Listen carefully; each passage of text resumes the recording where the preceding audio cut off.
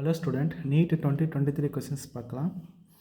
Which among the following will be most readily dehydrated under acidic condition கொடுத்துருக்காங்க.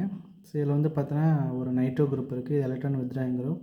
இதில் வந்து CH3 group வந்து பார்த்தீங்கன்னா எலக்ட்ரான் டொனேட்டிங் குரூப்பு. இதுலேயும் வந்து NO2 குரூப் இருக்குது, இதுலேயும் NO2 குரூப் இருக்குது. அப்போ வந்து NO2 குரூப் பார்த்தீங்கன்னா -I எஃபெக்ட் ஷோ பண்ணும்.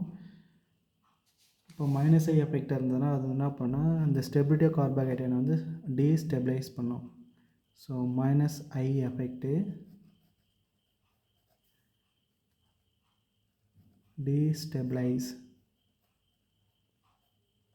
stabilize the carbocation stability.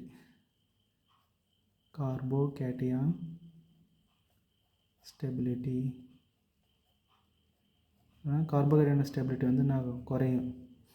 அதே +I எஃபெக்டாக இருந்ததுன்னா +I எஃபெக்ட் கார்போஹைட்ரேட் ஸ்டெபிலிட்டி வந்து இன்க்ரீஸ் பண்ணும். இட்டு stabilize the stability of carbocation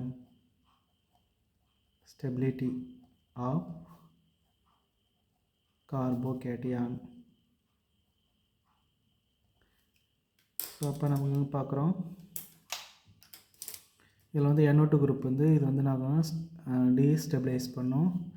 இதுவும் பார்த்தோன்னா டீஸ்டெபிலைஸ் பண்ணுது, இதுவும் டீஸ்டெபிலைஸ் பண்ணுது.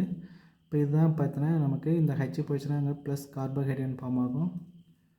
அப்போ வந்து நமக்கு ரெடிலி பார்த்தோன்னா இதுதான் வந்து நம்ம டீஹைட்ரேட்டட் அண்டர் அசிடிக் கண்டிஷன் ஆகும்.